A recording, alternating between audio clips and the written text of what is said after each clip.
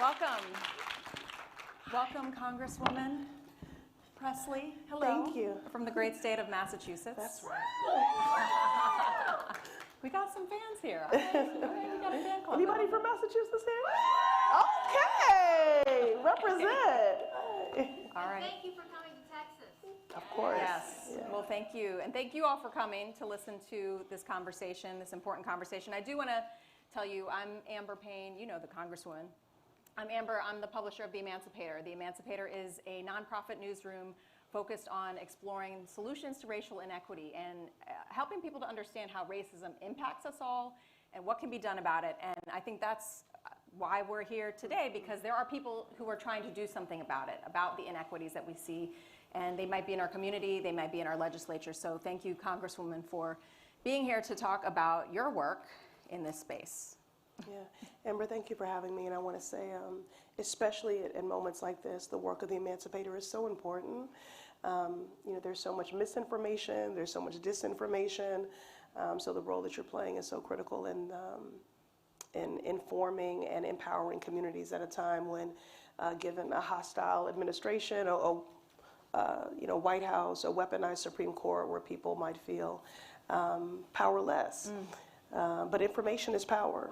Absolutely. And storytelling is essential to the resistance and to progress. No, thank you for that. And speaking of this administration and speaking of this week, this was really a week, and maybe some watching know the State of the Union happened. That feels like ages ago. You walked out of the State of the Union. I believe you called that group a cult of cowards who are complicit in wholesale harm. That part. In one interview.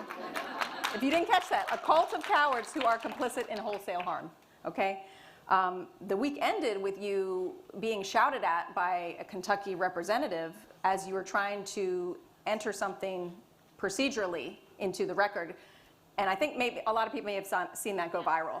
Can you, how are you doing? And can you talk a little bit about that, what that was about? Okay, first, how am I doing? You know, in order to look ahead, to chart a path forward at an unprecedented moment in our lifetime, what helps me is to always look back.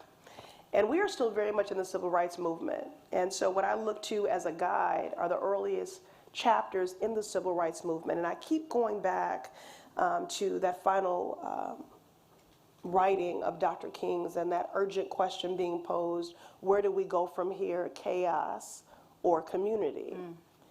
And we are in a moment of wholesale harm, of chaos, of callousness and corruption. And I am going to continue to choose community, which is why I'm here today, which is why you're all here today, because you are choosing community in the midst of the chaos. So in community, I am fortified for this work. It's where I feel safeguard. And now, as far as what happened this week, you know, I think to be a black woman in this country is to manage a dichotomy of hyper visibility and invisibility. And sometimes people think because I'm a member of Congress and I have a title after my name, which I worked hard to earn, that exempts me from these indignities and injustices. It does not.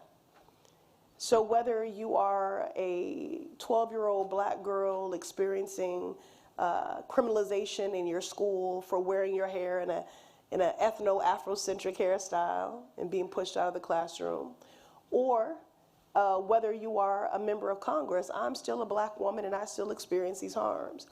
So for those of you who didn't see it, there was a hearing in the Committee on Oversight and Reform with mayors from throughout the country who represent sanctuary cities. My mayor, an incredible mayor, Michelle Wu from the city of Boston, was there in defense of our values and our policies. And the Republicans were fear-mongering and their xenophobia and profiling who are the perpetrators of sexual assault. And I took issue with this. I'm a survivor of sexual violence. And I wanted to get the facts on the record. So I did something that is very commonplace in a committee hearing. I asked for unanimous consent to introduce records into the official record. And it was to counter their narrative. And the article was actually about Texas. It was from a publication called Quartz. And the title of the article was, U.S.-born citizens commit more sexual assault than immigrants. And he would not allow me to introduce this article into the record. And first he said I was not following the rules, which I was. Now listen, I've been blessed with some good genes, so you might not believe I'm 51. But thank you, I receive it. But I've been in Congress 6 years. Before that, I was on the city council for 8 years. I'm not new to this, I'm true to this. I know what was in my rights procedurally. I was honoring procedure. Yep. And that man sought to demean me, to embarrass me, wanted to make me feel small, out of order, when I was very much in order. Yeah. And I held my ground, and I continued to reclaim my time, because I know when I reclaim my time, figuratively, I'm doing that for every black woman. Absolutely. I'm doing that for every woman who has had a man condescend her, talk down to her, seek to diminish her power. And so, you know, I can't tell you, my husband almost drove to D.C. He said, that man can't talk to you like that. You're somebody's wife. Right. But anyway, so I just say all that to say that I keep going back to that question. Where do we go from here, chaos or community? And I will continue to choose community every time, and the work of justice, no matter who it makes uncomfortable. Absolutely. You know, you've been fighting. Yes, let's get it. And to tell the truth, which has been the role of black women for every movement throughout history. Is to tell the truth and fight. Let's talk about another black woman, civil rights activist and freedom fighter Ella Baker. She was fond of asking, "Who are your people?" And by that she meant, you know, who are you accountable to, and who are you accountable for? So, Congresswoman, who are your people? Yeah, well, the Massachusetts 7th Congressional District sent me to Washington. You know, I would say that, you know, I do the work of justice and equality for everyone. But for those that are marginalized, and how do you know you're marginalized? If you have to litigate, legislate, agitate for those things that are a birthright for other people, then you're my people. And I'm fighting for those things that should have been your birthright. And that's the work that I do every day. So whether we're talking about you know, equal access to health care, or education, or to build wealth, you know, that's the work that I do every day. And I get it honest. My mother, may she rest in peace and power. My mother was a tenants' rights activist. I was raised, Chicago's a city that raised me. Boston's a city that changed me. But my mother demonstrated for me righteously early on the power of movements, that really the only sustainable transformative change in our country has been ushered in by movements. So I learned early on the power of organizing. And Dr. King, in that same writing, says that organizing is our most powerful weapon. So I'm grateful for my mother's righteous representation as an organizer. And she was reading you, I heard that she would, the bedtime stories were a little different Absolutely. for you. My mother was not reading me stories about anybody coming to save me. Yeah. My very first coloring book, you know, shout out to Black Press. It was a coloring book produced by the Chicago Defender. And I remember coloring in little afros in this coloring book with kids with their fists in solidarity saying nation time. Yeah. You know, so I was coloring liberation flags and you're listening to speeches. Yes, and the thing is, my mother told me early on, you know, Ayanna, I'm not gonna give you my full government name because y'all don't need to know my middle name, okay? But my mother would say, you know, Ayanna, to be black is something you should be proud of. It's a beautiful thing, but know that you're being born into a struggle. And I have an expectation that you will do your part in this struggle, in the work of liberation for black people and all marginalized people. And I was 8. So that should, no pressure. That should let you know the expectation. Yeah. So she was, right, so there was no fairy tales being read to me. My mother was reading me, shout out to Texas, the speeches of Barbara Jordan. Yeah. She was reading me the speeches of Barbara Jordan and Shirley Chisholm. Well, you know, we have to also talk about the maternal health crisis. Absolutely. We got to kind of establish there. And black women are nearly 4 times likely to die in childbirth than white women. and the numbers for Black women are going up. Other groups, it's going down. This is not just a number for you. Those aren't just statistics for you. You've spoken about this, but talk to us about your grandmother. She is one of those women. And how did that impact your family, her untimely death? Right. So my paternal grandmother, Grandma Carrie, I never had the privilege of knowing her because she died in childbirth in the 1950s, giving birth to my father's youngest brother. And it was incredibly traumatic. My father's, the eldest of 6, and his mother, well, at that time 5, his mother went to the hospital to give birth, and several days later, he asked, when is Mama coming home? And they said she's not. And my father and his siblings then it would just put their life into a spiral. They were in, orphanages and foster care. And I want to say this, hearing this story throughout my life, the fear that it placed in me with having. When you were pregnant? But with that, you decided to have a child? Or? Well, right. Well, just I'm a proud bonus mom, so I did not ever give birth, but it did put fears in me about the prospect of childbirth.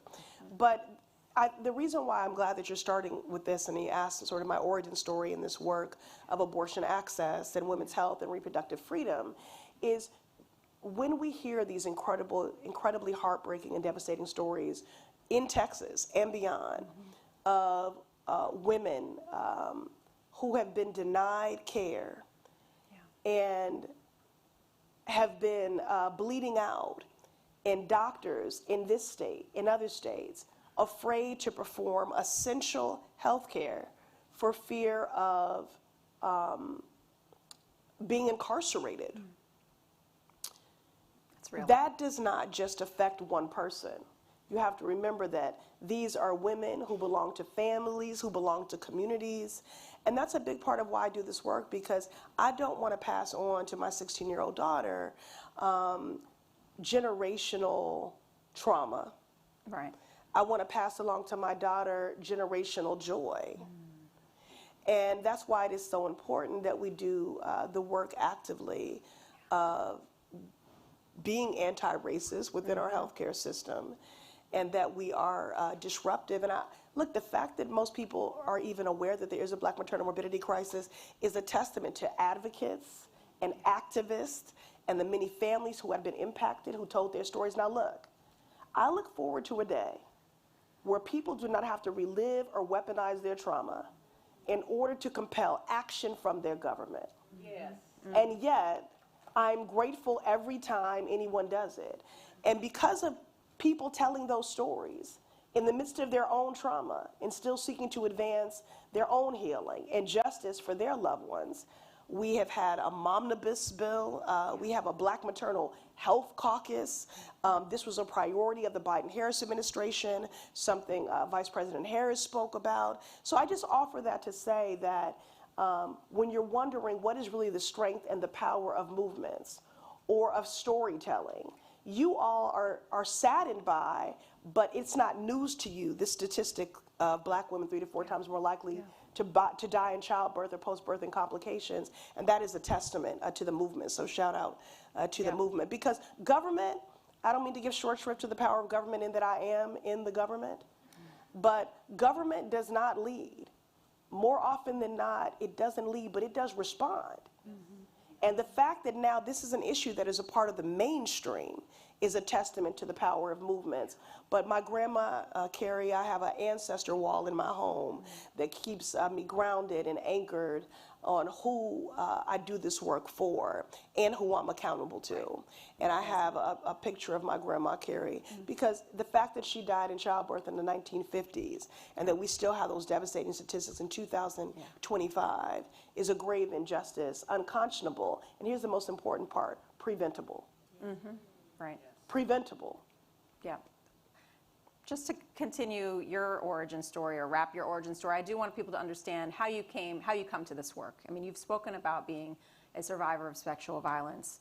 How has that shaped your approach to this kind of policy making at this time? Okay, let me try to give them, I am the granddaughter of a Baptist preacher, y'all, so, I have to think about how to do this for brevity. So let me try to appeal to my Methodist roots, not my Baptist ones. Okay. Okay.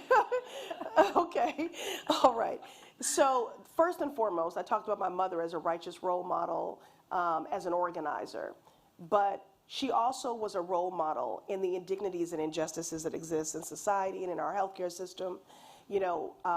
I learned, I had a front row seat to my mother's humanity. I knew that the reason I was a latchkey kid and home alone at a very early age is because she couldn't afford childcare, right? And she would say, don't tell anyone you're home alone because they'll take you away from me. Mm-hmm. My mother suffered from uterine fibroids and endured great pain that people often delegitimized when she would go into healthcare settings. My mother had a radical hysterectomy before she was even 40, went back to work too quickly because she didn't have paid leave, and on her way to work collapsed on the street. So I saw the ways in my mother's life every day policy failures were showing up. So it gave me that awareness. Right. And then in my own life, when I was a city councilor, I created this committee, the Chair on Healthy Women, Families, and Communities.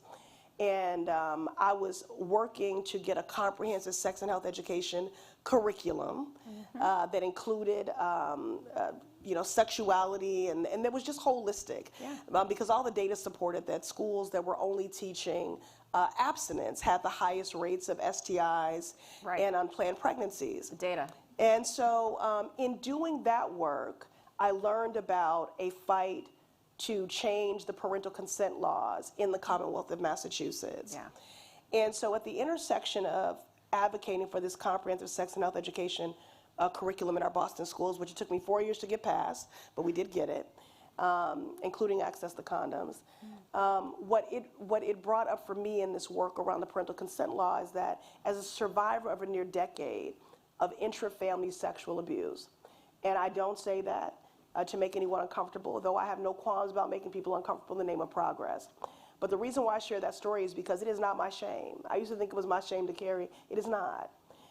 So as a survivor of a near decade of intra-family sexual abuse, I thought about if that had been my story, if I was pregnant, that I could not go to anyone in my family.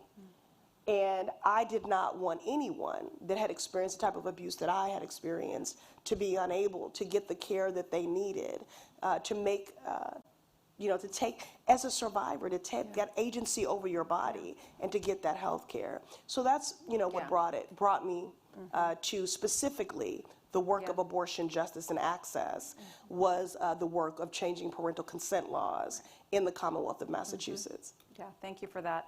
I think we need to talk about language and framing when it comes to talking about abortion and reproductive justice. I think, there's a stigma around the word abortion. There always was. And now I find that the language has changed a bit. The conversation has changed a bit. Maybe the tent is bigger, and there's an attempt to help people to understand that. Even down to, the caucus formerly known as the pro-choice caucus is now the Reproductive Freedom Caucus, which you are the co-chair of. Can you talk a little bit about that? It's not just marketing, it's bigger than that. Yeah. Well, I never know if it's the chicken or the egg. So, does a language change then change the movement, or does the language change reflect the movement? It goes both ways. But language matters. And I was reminding people recently, or maybe they just actually not reminding, they didn't know at all. But so I co-chair the Reproductive Freedom Caucus in the U.S. House of Representatives. This used to be called the Pro-Choice Caucus. This is a new name change, just in the last, several months, really. Yeah. I co-chair this Reproductive Freedom Caucus with Ayanna Pressley, a Congresswoman out of Colorado. And the reason we changed it is because we want people to understand that reproductive freedom, first of all, we are in the midst of an anti-freedom agenda.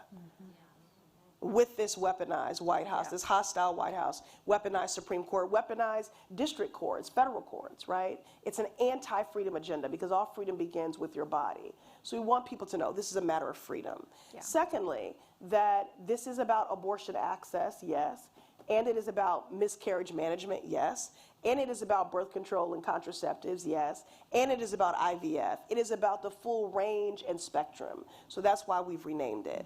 I do want to say that I'm heartened by the progress that we've made, because people did not like to use the A word, abortion. And I really challenged, even within our own caucus, and said, these harms that are coming are blunt, and we need to be just as blunt and straight on and factual in our advocacy. We need to be just as blunt, just as precise. The harm is very precise. So we have to be just as precise in what we're affirming and what we are fighting for. And now you have a Democratic caucus that is saying abortion with their full chest, because the work has been done through the power and the strength of movements and abortion storytellers, where people really do understand this is a matter of bodily freedom and autonomy, and it is a matter of health care. And so I'm encouraged by that progress, but that wasn't always true. There was a time when members of Congress would be reluctant to have their name associated publicly with the pro-choice caucus for fear that it would make them vulnerable for re-election. That it was in fact a liability to be even associated with the word choice. So it wasn't it was just the pro-choice caucus. And now, because of the work that has been done by advocates and in light of the falling of Roe, now, if you want to be on the right side of history, you have to support abortion access and recognize it as a matter of health care. And we've seen that on state ballots throughout the country, in red states, in blue states, in purple states. The majority of the people in this country, again, either see this as a matter of freedom and bodily autonomy, or simply as a matter of health care. Well, let's continue to talk a bit about like the state of the union of abortion right now. You know, 1 year after Dobbs, you actually introduced the Abortion Justice Act. What was your intention with that? Okay, so I was telling you all about how in order to go forward, I always look back. So in studying movements, I believe that there are three reoccurring themes that speak to the success of a movement. The first is you need imagination. So we talk a lot about radical work, but you have to give yourself permission to radically dream. You know, right? Harriet Tubman, she was walking towards a North Star. You still need a North Star. So every movement needs three things. You need imagination, you need strategy, and the hardest part, stamina. So I introduced the Abortion Justice Act because while I'm working actively as co-chair of the Reproductive Freedom Caucus to blunt these anti-abortion bills and other harms, the tsunami of hurt that is coming to us and attacking women's health care and our reproductive freedoms, I think it's also important that we are advancing an affirmative vision for what we want. We cannot let a momentum, so people will say, well, why would you introduce this? I mean, they have a trifecta. It's a two-person Republican majority. Why bother? It's the same reason why I just reintroduced H.R. 40, a reparations bill. It's the same reason I'll keep fighting for universal child care. It's the same reason I'll keep fighting for paid leave. You know, we have to continue to, while we blunt the harms of everything that we don't want, we have to keep advancing an affirmative vision for what we do. And the Abortion Justice Act is just an acknowledgement that as much as we need to do the work of returning Roe, which is why we have to pass the Women's Health Protection Act, which is twice passed the House but got stopped in the Senate, so we have to reintroduce that. We need to restore Roe, but Roe was always the floor.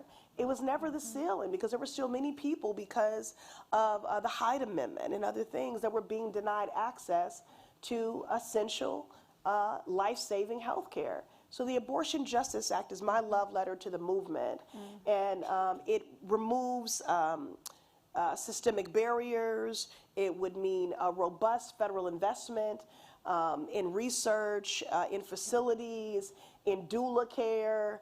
It just normalizes abortion as the health care that it is.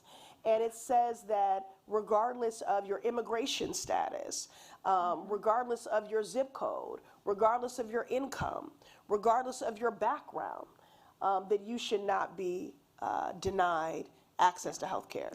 So that's the Abortion Justice Act. This is my love letter to the movement, and it is the North Star.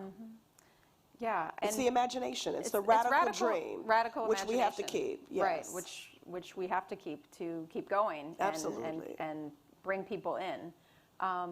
You know, you were just talking about immigration, and you represent one of the most diverse congressional districts. So can you talk a little bit about where this fight is with your congressional district in terms of, you know, there are a number of immigrants who live in the district. Just the intersectionality that's needed when it comes to the needs of your constituents at this time.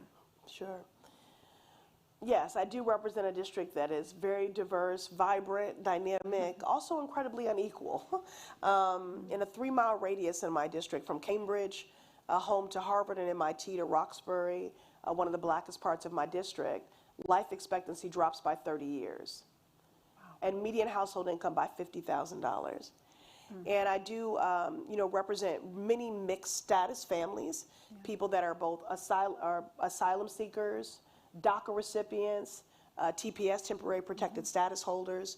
You know, I'm struck by, there was one State of the Union where I brought a DACA recipient who lives in a community in my district called East Boston, a neighborhood called East Boston. And at that time, we were in the midst of a federal government shutdown. And they said, we're going to work out a deal for the dreamers. Yeah. And this young lady, 16 years old, said to me, if they're not going to bring my whole family and community along, please don't take that deal. I know that a government shutdown is harming a lot of people, but if they're only going to help dreamers, please don't accept that deal. And then she went on to say, 16 years old, her name is Stephanie Panada. She said, why is it that we're only called dreamers? My father is an asylum seeker, he has dreams. Yeah. My mother is a TPS holder, and she has dreams. And so I carry that with me, and really do seek to center the humanity, to work to lighten the load, and to advance the aspirations of every member in my community. These are our family members, these are our neighbors. And, you know, right now, our immigrant neighbors are being treated as criminals simply because they exist. Yeah. So imagine being an immigrant, imagine being undocumented and being in need of abortion care. If you think about those that are currently in detention facilities, they've experienced grave harm. Some women, and this takes us back to what happened to many black women post-Civil War, experimented on, sterilized without their consent. Immigrant women not in detention facilities who won't seek abortion care for fear of being deported.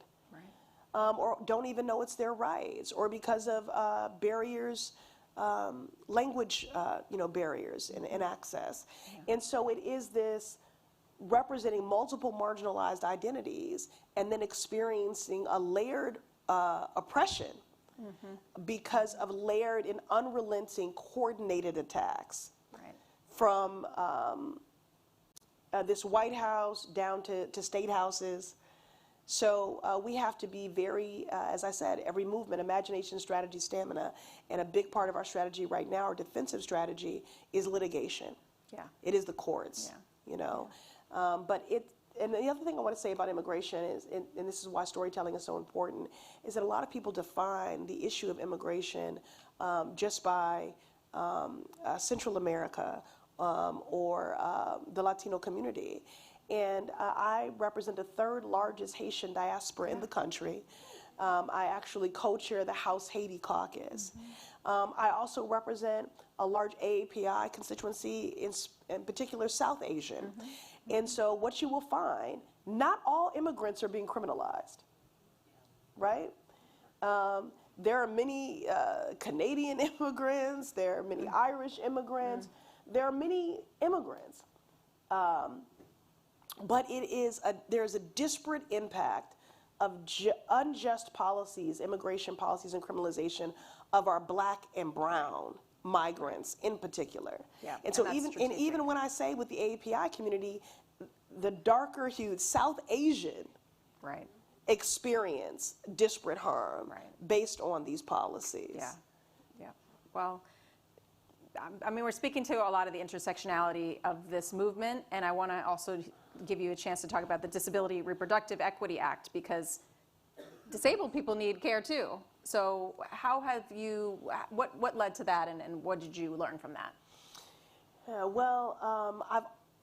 I've always sought to be very intentional in the work of both disability rights and disability justice.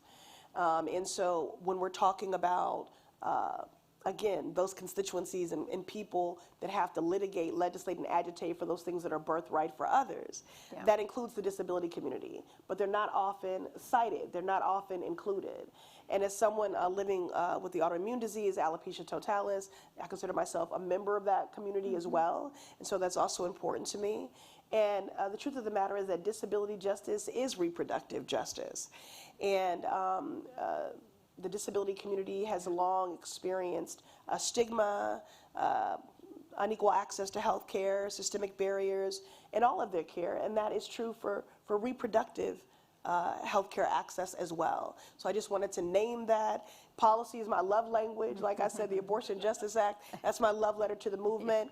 And so, you know, love is a verb. You have to practice it. And that's why I introduced that bill in particular. And look, policy is my love language is not just a T-shirt, though I do sell it. Tote bags? You got tote bags? Yeah, Okay. we have all the swag, okay? But the reason why I say policy is my love language is because every hurt and harm that has been done in this country to anyone is harm that was legislated. It was codified in law. It's not harm that just organically happened in the ether. These harms were legislated. And so I'm a firm believer, if you can legislate hurt and harm, then you can legislate equity. You can legislate healing. You can legislate justice. And so that's why I say policy is my love language, because the harm was done by policy. Yeah. People think about policies as these sort of static documents that live on shelves. But policy is animated all around you. Policies determine who lives. Policies determine who dies. Policies determine who survives. Policies determine who thrives. And again, when it comes to reproductive health care, we see that right here, where a denial of care is resulting in loss of life. Yes. So we're not being hyperbolic, though they always want to put that on women. Mm-hmm. You know, the Women's Health Protection Act, WIPA, to codify Roe, Congresswoman Judy Chu of California has introduced that bill to codify Roe in federal law every year since 2013, because advocates are so often the canaries in the coal mine. Right. Women of color are so often the canaries in the coal mine, and people will think we're being dramatic, hysterical, hyperbolic, dramatic. You know, so, you know, look, if only trust black women was an actual practice and not just a statement hoodie. Mm-hmm. And a tote bag. And a tote bag. I do have to ask, I mean, what we're talking about here about legislating harm, you know, there is a connection to white supremacy, which is something that at the Emancipator we are always looking at. What is the legacy of white supremacy? How does it impact us all? And how does it intersect? And what can be done about it? And I'm curious about where you see that positioned here with this fight for reproductive work. I mean, I'm thinking about criminalization being an integral part of that. I'm thinking about just these efforts to control people, control bodies. But what would you say to that? How does this I would co-sign that, yeah. Okay. I think, you know, it is, as I said, we're in the midst of an anti-freedom agenda. I mean, it's ironic because my colleagues across the aisle attempt to assert the monopoly on family values and God and freedom, when they are coming for every civil right, human right, workers' rights, bodily autonomy. I mean, it is a complete assault on every single one of your freedoms. Yeah. And the ways in which families are being destabilized certainly flies in the face of anyone saying that they support families or family values. And as for God, because I am a woman of faith, and I did grow up, as I said, raised in a small storefront Baptist church that my grandfather pastored, I don't know who the God is that they pray to, because you know, the God that I pray to is one of love. And what we see happening every day is really just policy violence. It is the only analog that I have for this moment is the pandemic, because it was just wholesale, indiscriminate harm.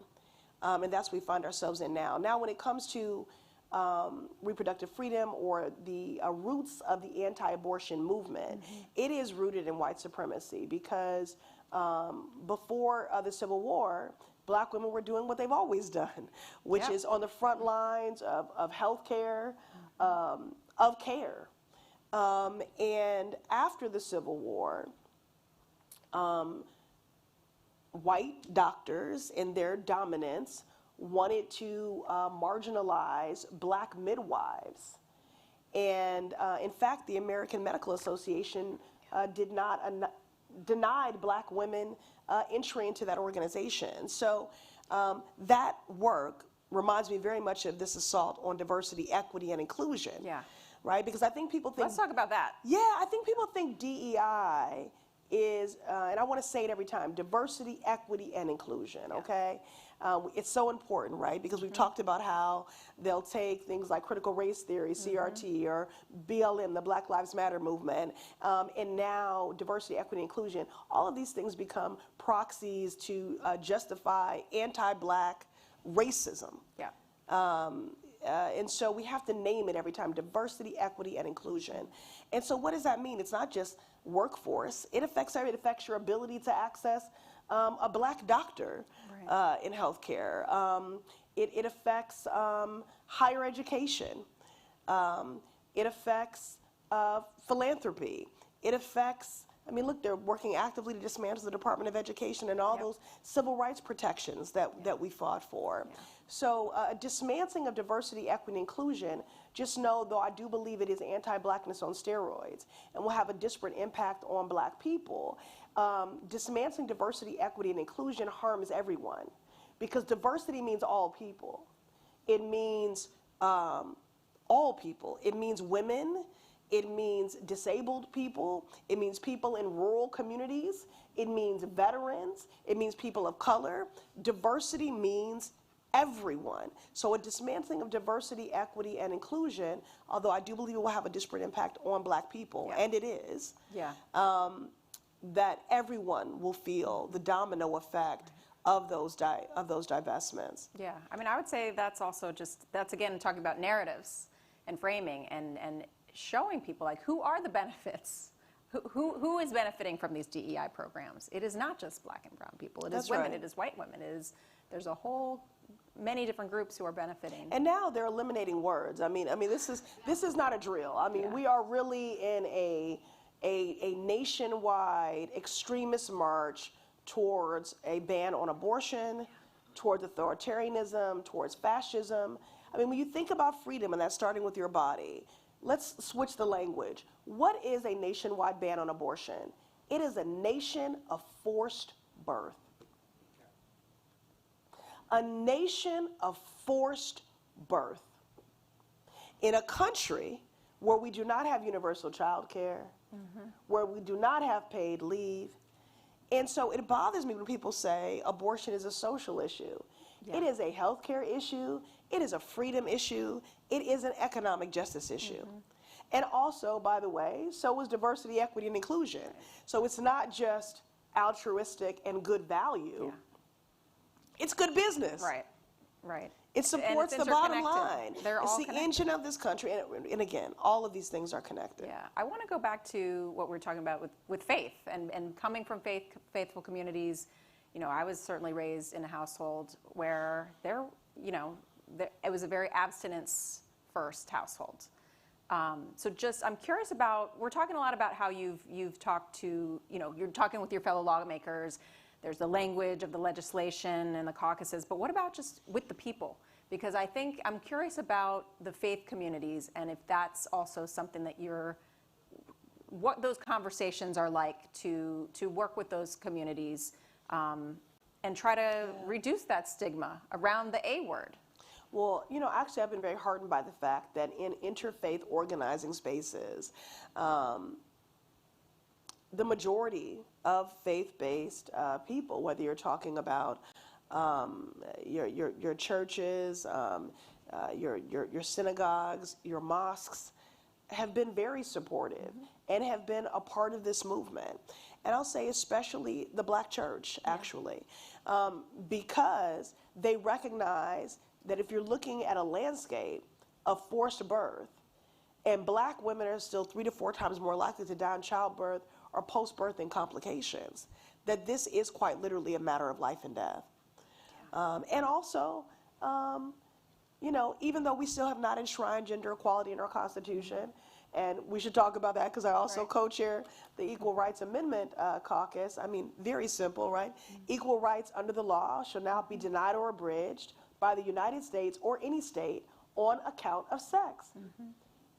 If that was in the Constitution, which I believe, and President Biden said as he left, that it is the law of the land. The ratification threshold has been met, right? The women of this country have done their job. States have done their job. It is the law of the land. But if that were enshrined in the Constitution, maybe we wouldn't be operating under second-class status, and a lot of the harm that continues to come to us because people don't see our humanity, we would not be experiencing. So I'll just say, in faith-based communities, I've been heartened by their responsiveness because they do recognize that they have grandmamas that raise them, that they are raising daughters, that they have to care for their sisters, and so I've been heartened by that. You're raising a daughter. And even I am. And I want the last faith thing I want to say. Bishop Budd, remember when Donald Trump went to worship at her faith house, and she made that appeal to him in that moment, and she just said, "Have mercy." Right? The God that I serve is a merciful God. And so I don't believe that God believes that making people poorer, hungrier, sicker is efficient. Amen. In the name of efficiency. That's not efficient. It's not just. So when it comes to my daughter. What kind of conversations are you having with your 16-year-old about this? How's it impacting, what, college? Sure. Where is she looking? You know, don't tell us where she's looking, but tell us about the conversations.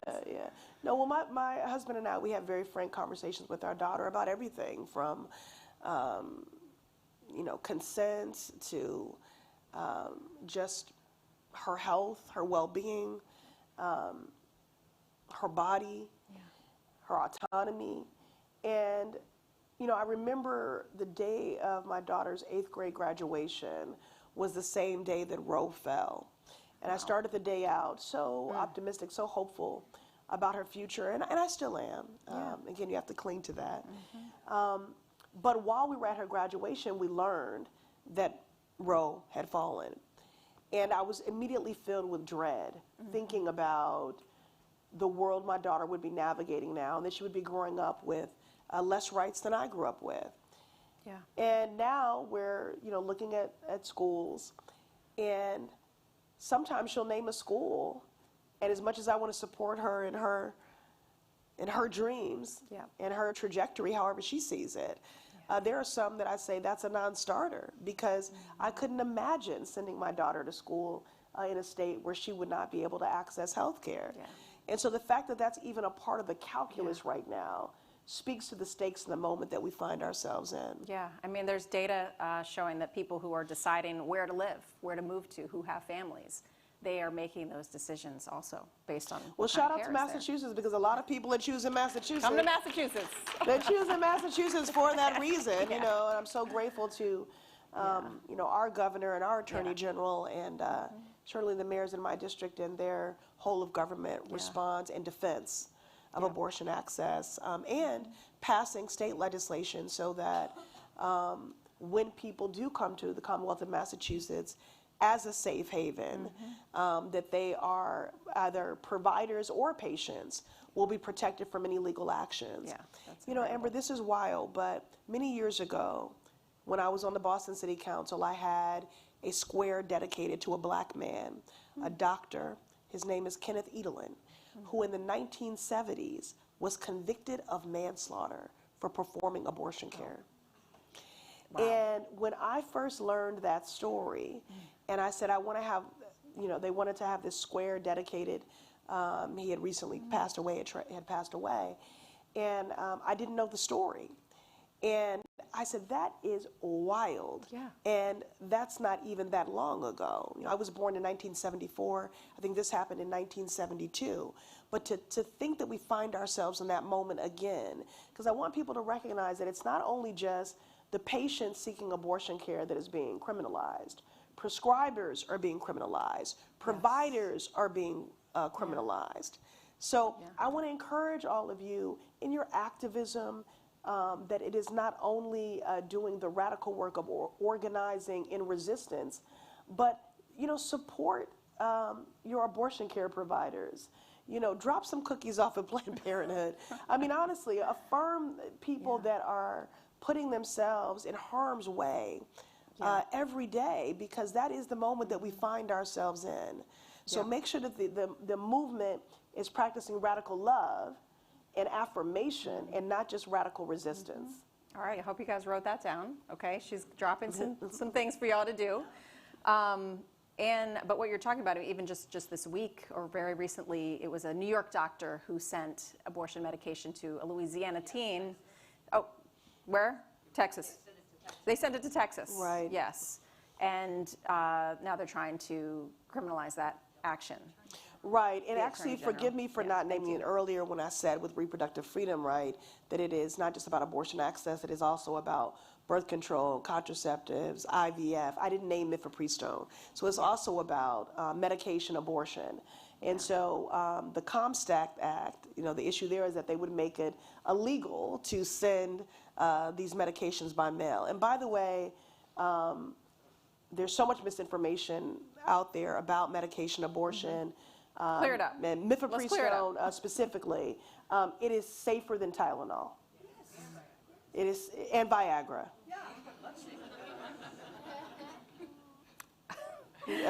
Thank you. Yeah. But okay, so we're also talking about just how this connects to economic justice, and we think of reproductive justice in one silo and economic justice is another silo, but these are really interconnected. So can you I really want to hit this point of how does denying abortion care impact not just one family, but a community, perhaps even an ecosystem? Well, in the same way that I spoke about the generational trauma passed on and the ways in which my father's siblings and their life trajectories completely disrupted by the loss of their mother in childbirth. On the flip side, if you have a nation of forced birth, and again, a nation that does not have the infrastructure to care for its children, and we do not have universal child care, and we do not have paid leave, it is an economic issue. Because you're saying however many times you get pregnant, you have to have that child and you have to care for that child. And we don't have that infrastructure. And so that creates a greater responsibility. I don't want to use the word burden because I don't want to say that any life is a burden, but it does create more responsibility for that family. Often when people are seeking abortion care, they are making that choice not just from a place of freedom, but as an economic choice, because they know what their capacity is, what their bandwidth is, what their life can allow and afford, and that of their families. Again, because we are people who are connected to families that are connected to communities. So everyone ends up being impacted. Yeah, those are the stories. And again, talking about stories that need to be shared and told. And when we have people that want to deny hungry babies SNAP benefits. I mean, again, there's just, the hypocrisy knows no limits. Yes. So, yes. We also don't have universal health care. That's right. Right, universal health care, Right. child care, paid leave. Yep. Well, we're trying to get to the hopeful note of this. We're trying to get to move into the what can we all do. But I would say, one of the most powerful forces, young people, Gen Z, activism. What are you hearing, seeing? What kind of tactics are really coming up in communities, whether it's mutual aid funds or protests? What are you kind of getting energized by in this movement? Yeah, well, all the things are happening, and so in response, we have to do all the things. But I don't want you to feel overwhelmed because the challenges that we're confronted by are so awesome in scope. And that is the goal of it all.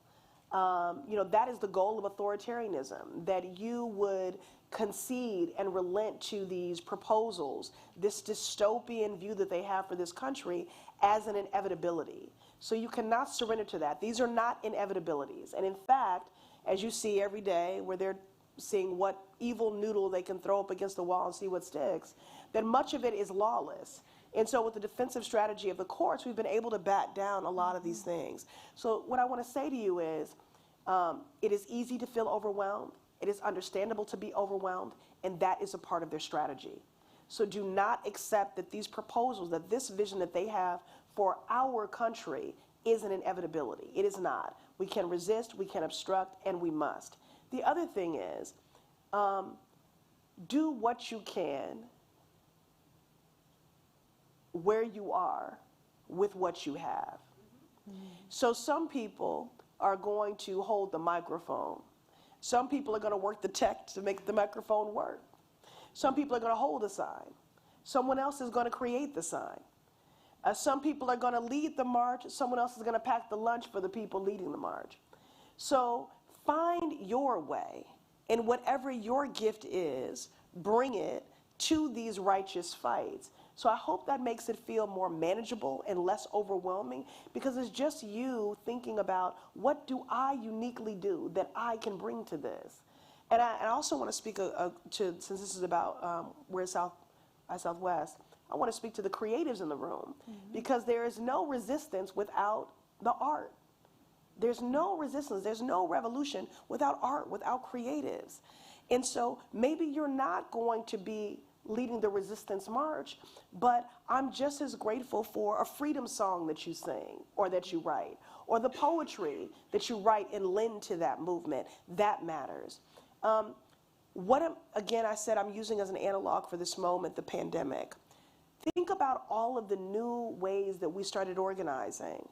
I mean, I used to be hysterical on Zoom in the early days of the pandemic. Maybe I'm just dating myself and my age.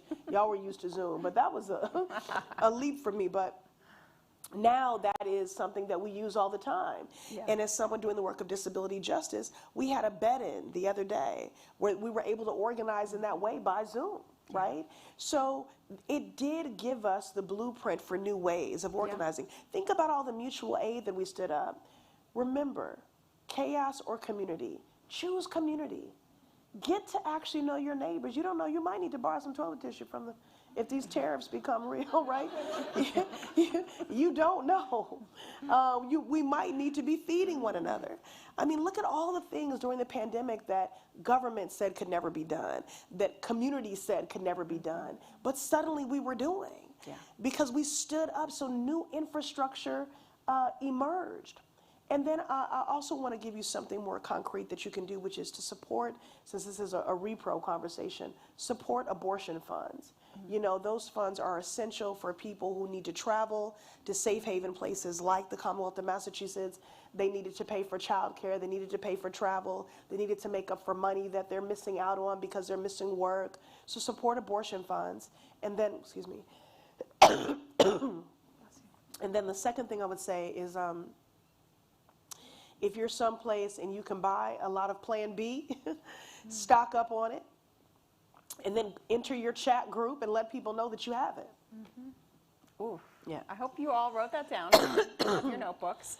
You know, as Signal, okay, Signal, secure messaging instead of WhatsApp.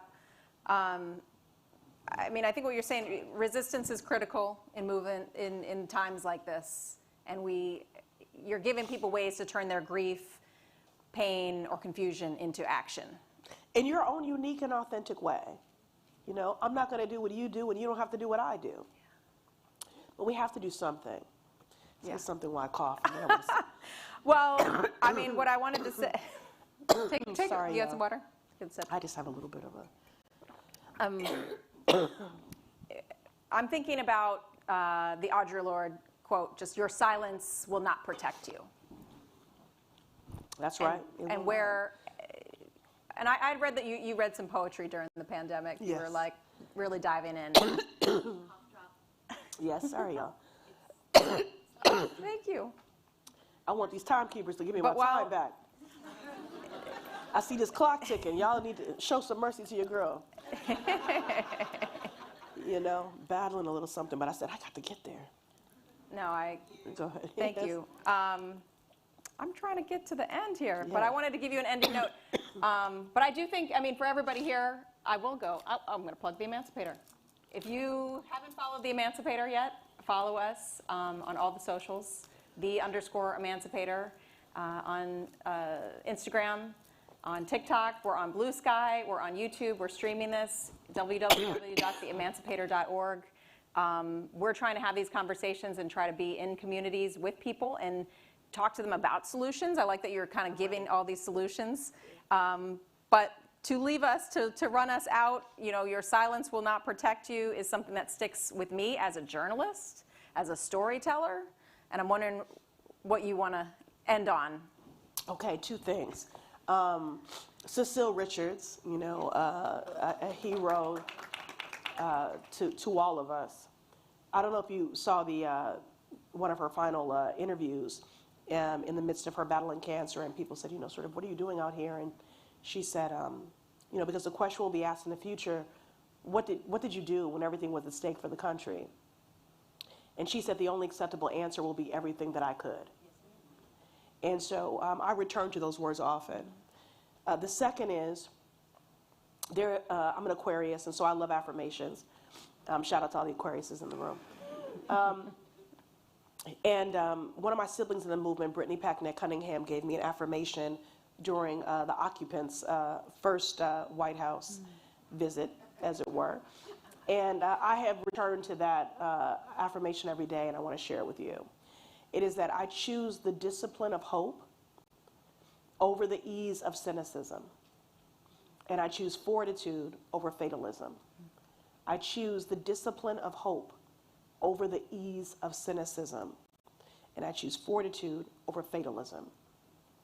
And the very last thing I would say is, if they're coming for all of our freedoms, all of our rights, do not give them your joy too.